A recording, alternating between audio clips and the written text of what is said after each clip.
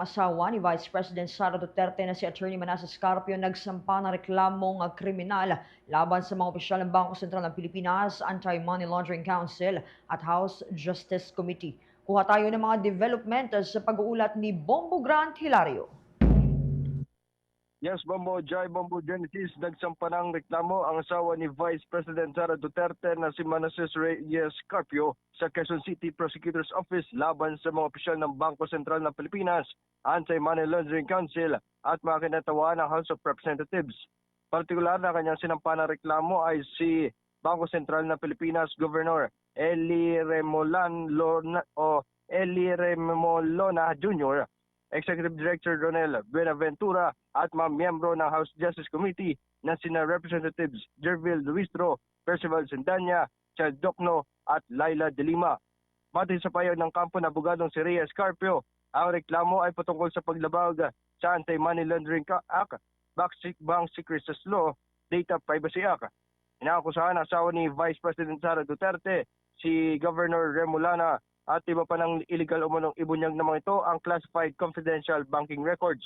Gid kasi ng kanilang kampo na ito'y protektado naman sa ilalim ng Republic Act 9160 o ang Anti-Money Laundering Act, Republic Act 1405 o Bank Secrecy Law at Data Privacy Act ng Republic Act 10173. Dagdag pa nito'y nawalan anya raw siya ng pagkakataon para makagawa ng legal na aksyon bilang depensa hindi lamang sa kanya, asawa at pamilya, ngunit lalo na pati sa mga nasa banking at financial community. Naniniwala kasi ang asawa ng Pangalawang Pangulo na batay sa inamamindang Anti-Money Laundering Act, absolute at no exception ang confidentiality at protection ng mga bank records. Ating pakinggan ang abogado ni Attorney Man Scarpio na si Attorney Peter Paul Danao. Okay, ang pinahid po namin ay isang criminal case po dahil sa paglabag ng Section 8A, RA 9160 na naamendihan ng RA 11521. Ang sinasabi po sa batas ay bawal po na isiwalat ng AMLAC kahit anong impormasyon na nalakap nila sa mga bangko. So yun po yung sinasandigan namin, yung Section 8A po ng RA 9160. Kung maalala, ibinunyag mismo ng Anti-Money Laundering Council sa naganap na pagdinig ng House Justice Committee ang patungkol sa higit 6 na bilyong pisong suspicious at covert transaction may koneksyon kay Carpio at Vice Presidente. 4.5 billion pesos ang pumasok sa kanilang accounts, 1.5 billion pesos naman ang lumabas, habang 791 million ang hindi matukoy kung inflow o outflow. Tinawag naman ang abogadong si Carpio na ang impormasyon isinapubliko ng konseho ay ginamit para sa black propaganda at political harassment na layon sirain reputasyon ni Vice President Sara Duterte at ng pamilya. Binigyan din ng kanyang legal counsel na hindi kasama sa inahing reklamo patungkol sa kung may katotohanan ba ang ipresentang suspicious transactions sa umute kundi nakatuon sa mga paglabag sa batas na nabanggit. Ani Attorney Peter Danao na hindi parte si Attorney Carpio sa impeachment at ito'y pribadong individual. Muli ating pakinggan si Attorney Peter Paul Danao, ang legal counsel ng asawa ng Vice Presidente.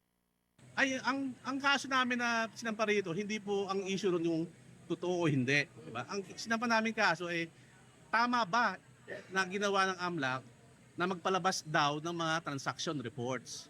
Diba? Ngayon, kung sinasabing totoo o hindi po dito sa fiscal na dapat nasagutin yon.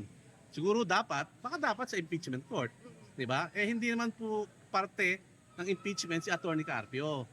Pinipilit po siya na madawit sa impeachment na pribadong individual. Diba? Hindi naman porket may akusasyon ka o meron kang hinanaing sa isang tao, pwede ka nang gumawa ng labag sa batas.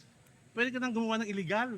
Diba? Para saan pa mga batas natin na pinasa ng Kongreso mismo kung hindi natin tutuparin, kung hindi natin susundin. Diba? Di ba parang awkward, di ba? Mambabatas ka, pero hindi mo sinusunod ang batas. Mula dito sa lungsod ng Quezon, ito si Bombo Grant Hilario para sa the #1 and most trusted source of news and information. Basta Radyo, Bombo!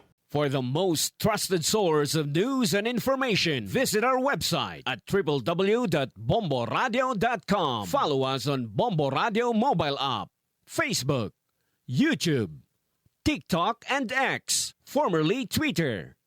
Like, share, and stay connected. Anytime, anywhere.